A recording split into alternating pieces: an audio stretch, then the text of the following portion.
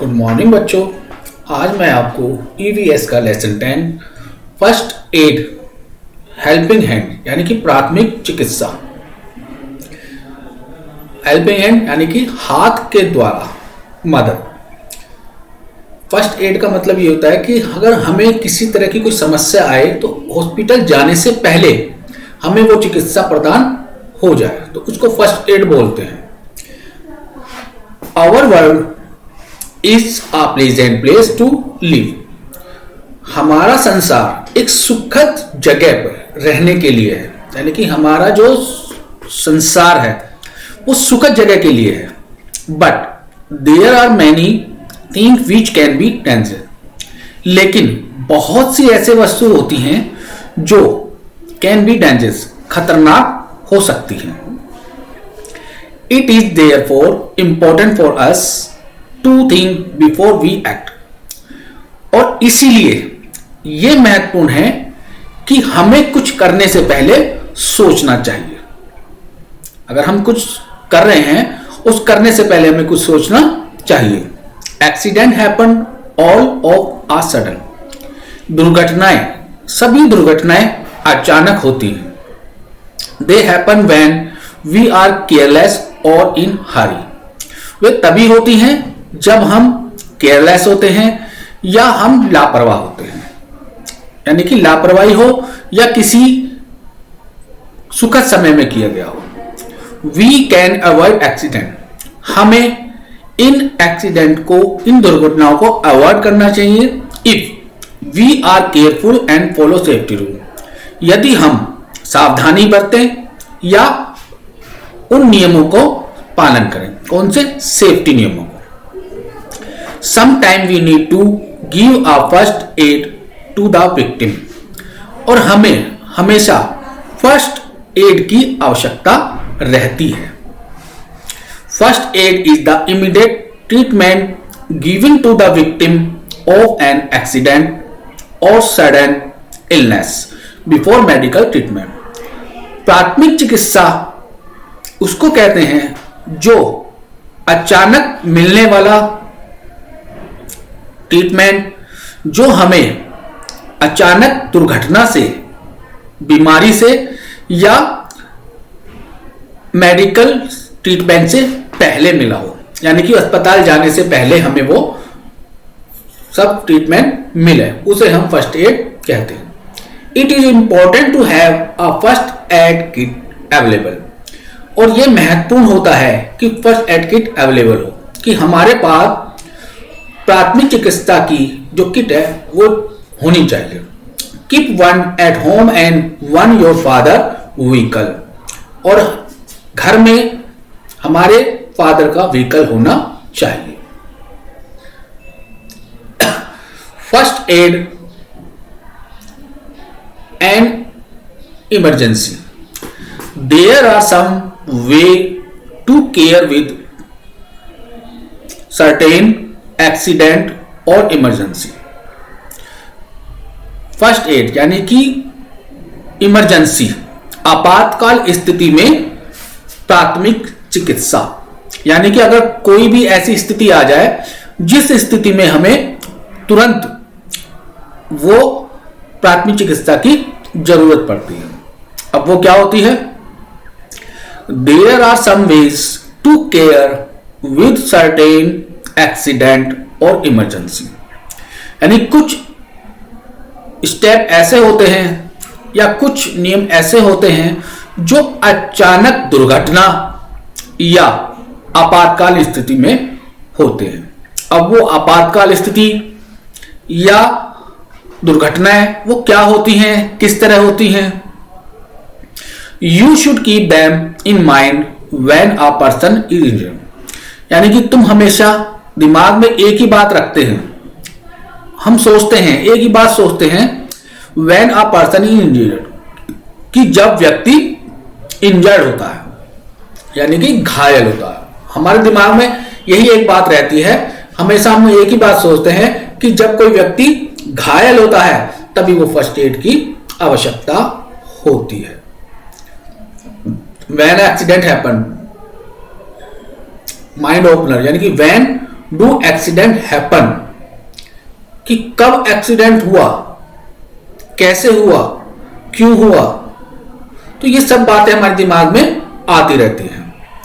तो जब हम इन सब बातों को अचानक ध्यान में रखते हैं कि पर्सन इज इंजर्ड, यानी कि एक घायल व्यक्ति जब होता है तभी हमें एक फर्स्ट एड की आवश्यकता होती है। हम सोचते हैं जब घायल होता है, खून निकलता है, तो हम ये सोचते हैं कि इसके खून को कैसे बंद करें, कोई इस तरह की मेडिसिन हो जो हम उस पर लगाएं और वो खून बंद हो जाए, या उसे सांस में कोई तकलीफ हो। मतलब हमारे दिमाग में तरह तरह की बातें आती हैं जब व्यक्ति घायल होता है, क्योंकि अचानक हमें डॉक्टर के पास ले जाना पड़े, लेकिन डॉक्टर जो है वो दूर है, हॉस्पिटल बहुत दूर है, वहां तक पहुंचने में हमें समय लगेगा।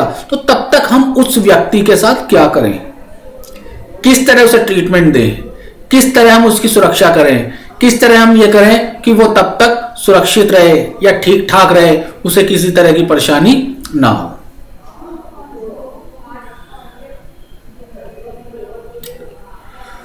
तो वो we should not let a crowd gather around a sick person, यानी कि हमें हमेशा क्राउड गैदर अराउंड, यानी कि उसके चारों तरफ भीड़ भाड़ नहीं होनी चाहिए। सिक पर्सन यानी कि जो बीमार पर्सन होता है, हमें हमेशा उसके क्राउड को हटाना चाहिए। Make the injured person sit और ले डाउन, यानी कि उस घायल व्यक्ति को लिटा देना चाहिए या बिठा देना चाहिए। Call an adult for help और कॉल अ डॉक्टर इमीडिएटली, या तो किसी ऐसे व्यक्ति की हेल्प लेनी चाहिए जो समझदार हो, जो इस चीज को जानकारी रखता हो, या तुरंत हमें डॉक्टर को कॉल करनी चाहिए। कॉल अ हॉस्पिटल पेशेंट अनकॉन्शियस, और अनकॉन्शियस पेशेंट को हॉस्पिटल में कॉल करनी चाहिए यदि वो बिल्कुल ही घबराए व्यक्ति हो। ब्लीडिंग अनकंट्रोलेबल, अगर उसका ब्लीडिंग अनकंट्रोलेबल है, can not be due possible break, उसको रोकना मुश्किल है।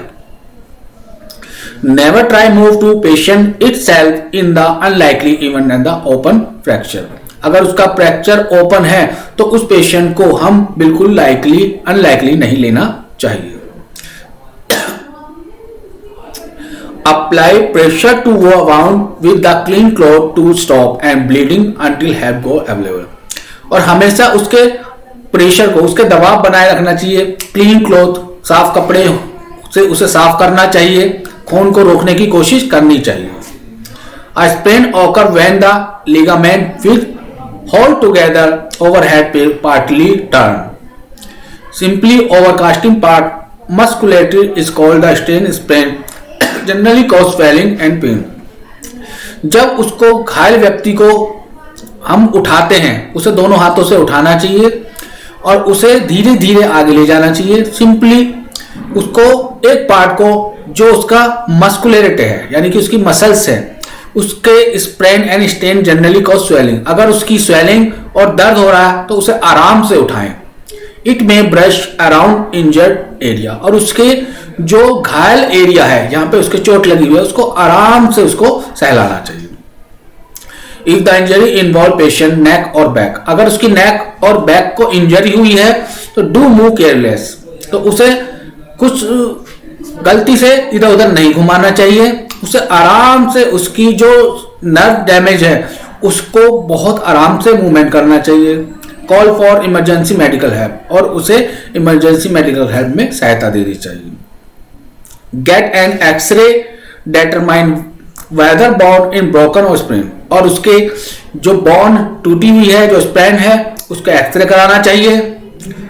फर्स्ट एड और sprain and stain include rest, और फर्स्ट एड के लिए उसको पूरी तरह से आराम देना चाहिए। Ice compression and evolution rise no, compression देना चाहिए, बर्फ लगानी चाहिए, मतलब जो फर्स्ट एड में जो उसको सुविधा दी जा सके वो देनी चाहिए। अप्लाई आइस बैग और cold compression for 10 minute, time every few for the first 2 days prevent swelling, और आइस बैग या कोल्ड कंप्रेशन, ठंडी कंप्रेशन 10 मिनट तक हर समय उसे देते रहना चाहिए। फॉर 2 days प्रिवेंट स्वेलिंग, और 2 दिन के लिए, जब तक उसकी स्वेलिंग कम ना हो। wearing an elastic compression bandage for at least 2 days will reduce swelling. और उसे कंप्रेस बैंडेज कम से कम 2 दिन के लिए पहनाए रखनी चाहिए. विल रिड्यूस स्वेलिंग, तब तक उसकी स्वेलिंग कम हो जाती है. Do not apply heat in any form for at least 24 hour. और कभी भी उसे हीट एनी फॉर्म 24 आवर, कभी भी हीट नहीं करना चाहिए 24, कम से कम 24 घंटे से पहले. हीट इंक्रीज स्वेलिंग पेन, और गर्मी से स्वेलिंग बढ़ती है, दर्द होता है, वो धीरे धीरे बढ़ता चला जाता है. रैपिंग इन आर्म्स प्लान, यानी कि उसकी बाह में पट्टी लगाना. Place patient four arm against his chest, यानी कि जिस जगह उसके four arm against his chest, उसकी चेस्ट से पहले जो रैपिंग होनी चाहिए वो उसकी जो आर्म्स है, आर्म्स के ऊपर उसको करनी चाहिए ताकि वो आसानी से उसको कर सके.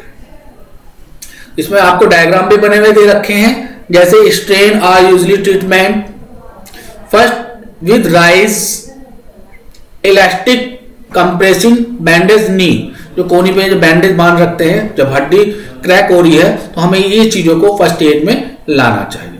तो ये सारी सुविधाएं हैं जो हमारे लिए फर्स्ट एड का काम करती हैं, यानी कि डॉक्टर के जाने से पहले पहले हमें ये सब चीजें अप्लाई करनी चाहिए. तो आज मैंने आपको ये 2 पेजेस के बारे में बताया है, 2 पेजेस को बताया है ताकि आप इसको ध्यान से करेंगे. ठीक है, थैंक यू.